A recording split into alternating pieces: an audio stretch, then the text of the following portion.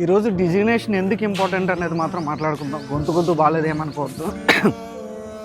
మా ఫ్రెండ్ ఒకడు రీసెంట్గా షిఫ్ట్ కొట్టాడు అనమాట. ఓల్డ్ కంపెనీలో పనిచేస్తున్న ఫ్రెండ్ ఒకడు షిఫ్ట్ కొట్టాడు. అరౌండ్ 10 years అయితే ఆ కంపెనీలో వర్క్ చేశాడు. చేసిన తర్వాత సీనియర్ ఎగ్జిక్యూటివ్ కింద ఎగ్జిట్ అయ్యాడు. మళ్ళీ న్యూ కంపెనీకి వెళ్ళిన తర్వాత న్యూ కంపెనీకి వెళ్ళావు కదా, ఇప్పుడైనా మేనేజర్ కింద వెళ్ళావా లేదా అని నేను అడిగాను అనమాట. ఎట్టకారంగా అడిగాడు అన్నాడు, లేదు మమ్మ మళ్ళీ సేమ్ డిజిగ్నేషన్ ఇచ్చారు అని అన్నాడు.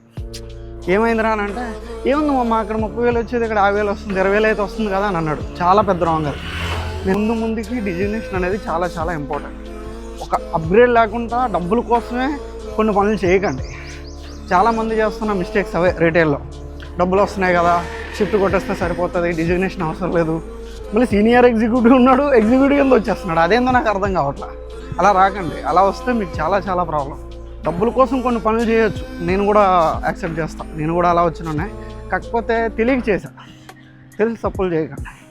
ఓకే, అప్గ్రేడ్ కొట్టామంటే ఖచ్చితంగా మీరు ఎగ్జిక్యూటివ్ నుంచి సీనియర్ ఎగ్జిక్యూటివ్కే కొట్టండి, సీనియర్ ఎగ్జిక్యూటివ్ నుంచి అసిస్టెంట్ మేనేజర్కే కొట్టండి, అసిస్టెంట్ మేనేజర్ నుంచి మేనేజర్కే కొట్టండి.